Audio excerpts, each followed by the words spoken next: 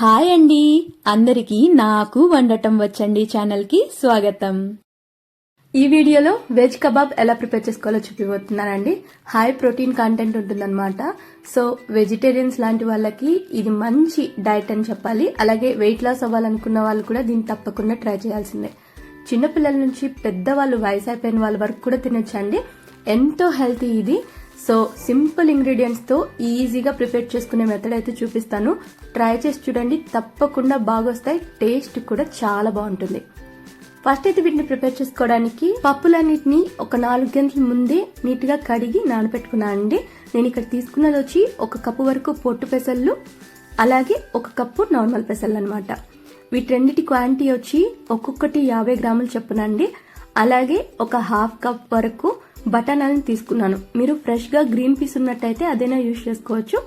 లేదంటే ఎండు పచ్చ బఠానాలని ఈ విధంగా 4 గంటల సేపు నానబెట్టుకోవాలి. ఇప్పుడు వీటన్నిటిని ఎక్సెస్ వాటర్ అంతా కూడా ఏ మాత్రం లేకుండా వంపేసి మిక్సీ జార్లోకి అన్నిటినీ కలిపి తీసుకోండి.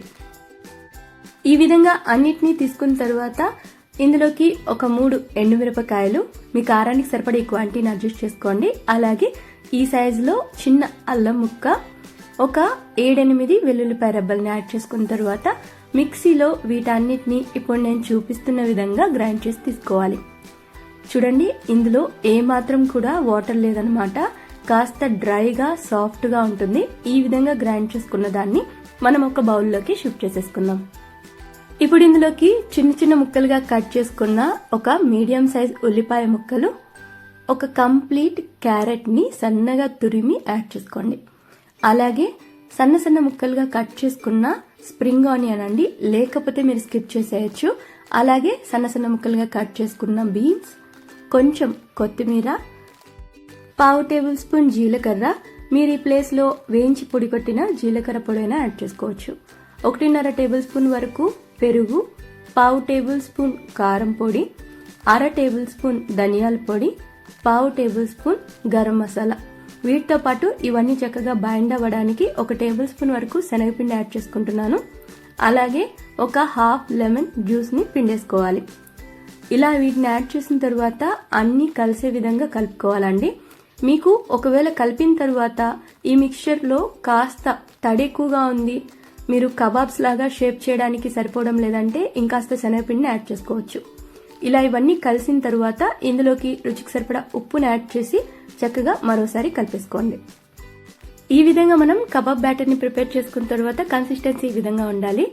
ఇప్పుడు చేతిని ఒకసారి నీట్ గా కడిగేసుకుని వాటర్ ఏమీ లేకుండా తుడిచిన తర్వాత కొంచెం కొంచెంగా మనం ప్రిపేర్ చేసుకున్న కబాబ్ మిక్చర్ ని తీసుకుని ఇప్పుడు నేను చూపిస్తున్న షేప్స్ లోకి ప్రిపేర్ చేసేసుకోండి. చేతికి వాటర్ కానీ లేదా ఆయిల్ అప్లై చేయాల్సిన అవసరం ఏం లేదండి. జస్ట్ ఈ విధంగా మనము డ్రై హ్యాండ్స్ తోనే షేప్స్ ని ప్రిపేర్ చేసేసుకోవచ్చు. అలాగే ఇప్పుడు నేను చూపిస్తున్న విధంగా మనం మీట్ కబాబ్స్ ని ప్రిపేర్ చేసుకుంటాం కదా, ఆ షేప్స్ లోకైనా మనం దీన్ని ప్రిపేర్ చేసుకోవచ్చు. మీకు ఏది ఈజీగా అనిపిస్తే ఆ విధంగా దీన్ని రెడీ చేసి పెట్టేసుకోండి. మీకు కాస్త బ్యాటర్ కొంచెం లూజ్ గా స్టికీగా ఉన్నట్టయితే ఇంకాస్త శనగపిండి యాడ్ చేసి కలిపేసుకోండి, సరిపోతుంది. తర్వాత ప్యాన్ లోకి ఆయిల్ ని అప్లై చేసుకోవాలి. ఆయిల్ అప్లై చేసి ప్యాన్ హీట్ అయిన తర్వాత మనం ముందుగా ప్రిపేర్ చేసుకున్న కబాబ్స్ ని ఒక్కొక్కటిగా ప్యాన్ పైన పెట్టేసుకోవాలి. వీటిని ఫ్రై చేసేటప్పుడు ఫ్లేమ్ ఎప్పుడు మీడియంలోనే ఉండాలండి. హైలో కనుక పెట్టుకున్నట్టయితే పైన లేయర్ మాత్రం మాడినట్టు అయిపోతుంది, కానీ లోపల ఉడకదనమాట. సో మీడియం ఫ్లేమ్ పైన వీటిని కంప్లీట్ గా 2 వైపులా క్రిస్పీగా కాలనివ్వాలి. 1 లేదా 2 టేబుల్ స్పూన్ల ఆయిల్ తోనే వీటిని చక్కగా ఫ్రై చేసి తీసేసుకోవచ్చు అండి. సో ఎక్సెస్ ఆయిల్ అబ్జర్ప్షన్ కూడా ఉండదన్నమాట. కాస్త ఆయిల్ తోనే మనము వీటన్నిటిని హెల్తీగా ప్రిపేర్ చేసేసుకోవచ్చు.